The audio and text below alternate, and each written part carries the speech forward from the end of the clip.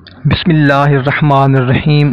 شروع اللہ کے نام سے جو بڑا مہربان نہایت رحم والا ہے۔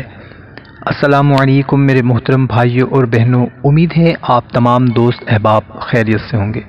دوستو، ہماری ایک بہن نے کوہاٹ سے میسج کیا ہے کہ 2-3 بار ایسا ہوا ہے کہ میرا رشتہ ہو جاتا ہے، معاملات سارے طے ہو جاتے ہیں، شادی کی ڈیٹ بھی فکس ہو جاتی ہے، مگر اس کے بعد ایسا کچھ ہوتا ہے کہ سارے معاملات ختم ہو جاتے ہیں، رشتہ تک بھی ختم ہو جاتا ہے۔ تو کوئی ایسا وظیفہ بتا دیں۔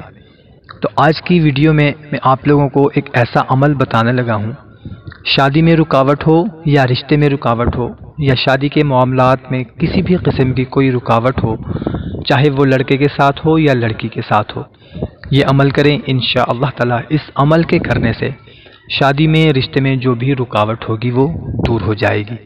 بہت ہی مختصر سا عمل ہے، کرنا آپ نے یہ ہے کہ رات کو عشاء کی نماز ادا کرنے کے بعد 7 مرتبہ اول و آخر درود پاک پڑھنا ہے، اور درمیان میں 300 مرتبہ یا اللہ ہو یا لطیف پڑھنا ہے، اور یہ عمل آپ نے 90 دن مکمل کرنے ہیں۔